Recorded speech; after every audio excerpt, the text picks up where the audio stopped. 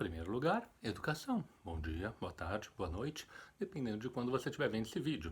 Em segundo lugar, bem-vindo ao canal Preso na Língua, na série Olha pra Poesia. Eu sou Fernando Morato e estou aqui tentando ajudar a compreender um pouco melhor esse universo fascinante e variado que é a poesia. Tem coisas das quais eu não posso falar aqui?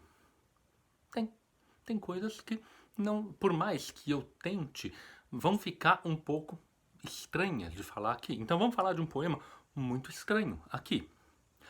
Para isso, a gente precisa olhar para a poesia. Vamos olhar para a poesia? Olha pra poesia. Olha pra poesia. Olha pra poesia. Olha pra poesia. Olha pra poesia. Olha pra poesia. Olha pra poesia. Olha pra poesia.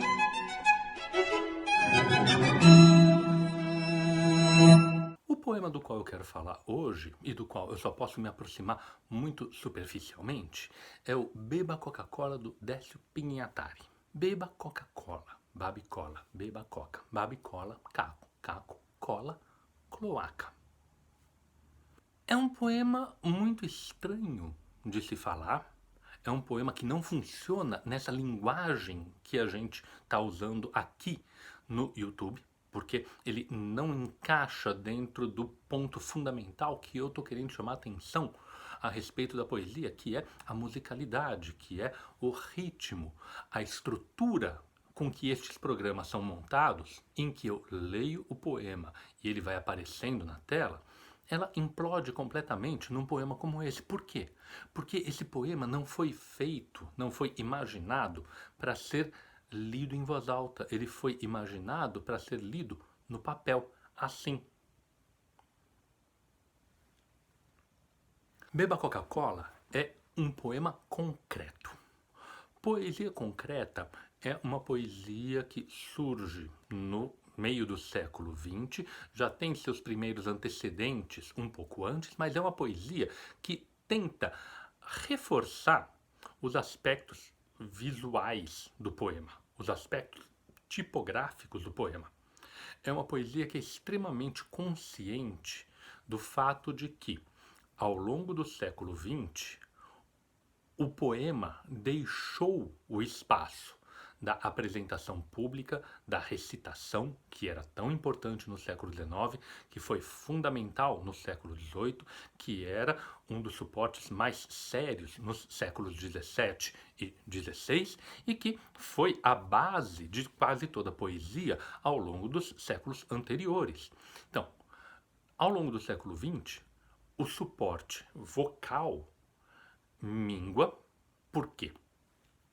As tecnologias de reprodução da poesia, as tecnologias de reprodução dos poemas vão crescendo e através da arte tipográfica é possível divulgar com maior facilidade. Por isso, como a arte tipográfica é o grande elemento de divulgação da poesia ao longo do século XX, ele passa a influir diretamente na própria constituição da poesia. E muitos autores vão lançar mão do espaço tipográfico da página como elemento significativo também, como elemento significante. Essa é uma das pedras de toque da poesia concreta. Os autores fundamentais no Brasil, que são o Augusto de Campos, o Décio Pinhatari e o Haroldo de Campos, aqui numa fotografia do momento em que eles estavam começando isso, na revista Noigandes, que foi uma revista de vanguarda extremamente importante. Então, esses autores começaram a trabalhar cada vez mais intensamente esses aspectos que, devido à raridade com que a palavra impressa era divulgada, fazia com que eles ficassem obumbrados, palavra bonita, ficassem na sombra, ficassem menos nítidos. O século XX, o século das comunicações de massa, permite que essa característica, esse aspecto do texto possa ser colocado em primeiro plano. E é isso que acontece com Beba Coca-Cola. Um poema que, evidentemente, está fazendo um diálogo com a propaganda. Por quê? Porque Beba Coca-Cola é um slogan de uma bebida muito famosa. o slogan da Coca-Cola. O que acontece é que, a partir do momento em que esse slogan se materializa no papel com uma outra forma, com outro tipo, ele permite que a gente jogue com os tipos e as pessoas que fazem críticas de que as linguagens asiáticas, o chinês, o japonês, são muito difíceis de entender porque todas são muito parecidas. B, P e D e Q são coisas que a gente não vê como muito complicadas, justamente porque a gente está acostumado. Mas esse poema joga com esse aspecto gráfico da similaridade, o beba, babi, boba, beba, baba, baba, baba, baba, baba, baba. Essa construção se permite porque o Beba Coca-Cola é um slogan muito direto. Então, retransformado numa unidade visual semântica, que é esse primeiro verso, se é que a gente pode falar de verso. Por quê? Também o verso, como unidade sonora da língua portuguesa, não se estrutura dessa maneira, como aqui a gente tem, que é muito mais do ponto de vista visual do que outra coisa.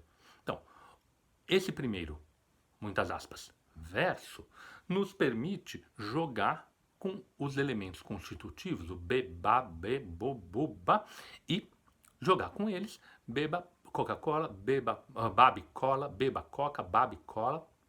E aí, caco, cola, o caco e a cola, para a última palavra ser a única que, tem mais do que 2 sílabas, 2, quebra com a sequência que a gente tinha antes, que é cloaca. Cloaca, qualquer pessoa que tenha estudado um pouquinho de biologia sabe, o orifício das aves através do qual saem urina, fezes e os ovos. A cloaca é também a imagem de uma coisa suja, se usa como metáfora para falar de um lugar insalubre, um lugar absolutamente sem nenhuma dignidade. A cloaca é o resultado das alterações diversas que a gente teve, onde começou com beba Coca-Cola. Então a Coca-Cola se converte em cloaca e esse tipo de construção se baseia exclusivamente ou majoritariamente nos dados visuais que o poema nos permite. Não é no dado sonoro. Falar esse poema pode ajudar, mas ele não causa o mesmo impacto que a leitura visual causa. Inclusive, há tentativas de tentar jogar com essa sonoridade, mas quando se joga com a sonoridade desse poema, o que acontece é que ele próprio, ele inteiro, vira uma unidade sonora, como é o caso do Motet em Ré menor, do compositor santista Gilberto Mendes, que põe em música esse texto. Mas como? Transformando o texto inteiro em uma unidade sonora que vai ser da mesma maneira que o texto original, recolocada e retrabalhado em pequenas unidades que se contrapõem, como nessa gravação feita no Coral Gilberto Mendes. Beba Coca-Cola, babi cola, beba Coca, babi cola, caco, caco, cola, beba Coca-Cola.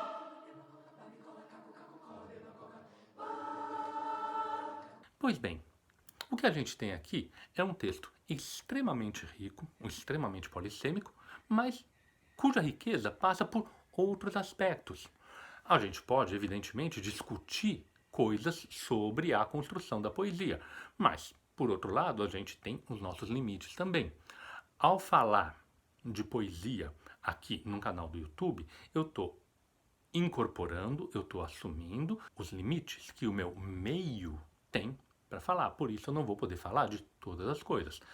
Discutir um pouco o Beba Coca-Cola já foi um trabalho hercúleo, porque eu não tenho como falar exatamente daquilo que é o mais importante, principalmente devido ao formato que eu adotei aqui, que eu escolhi para este programa.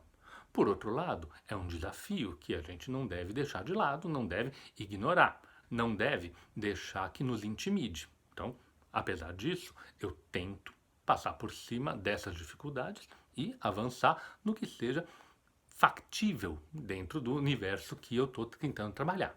Faz algum sentido para vocês? Vocês conseguem ver mais coisas? Conseguem ver esse jogo entre propaganda, visualidade, sonoridade e materialidade que o poema traz?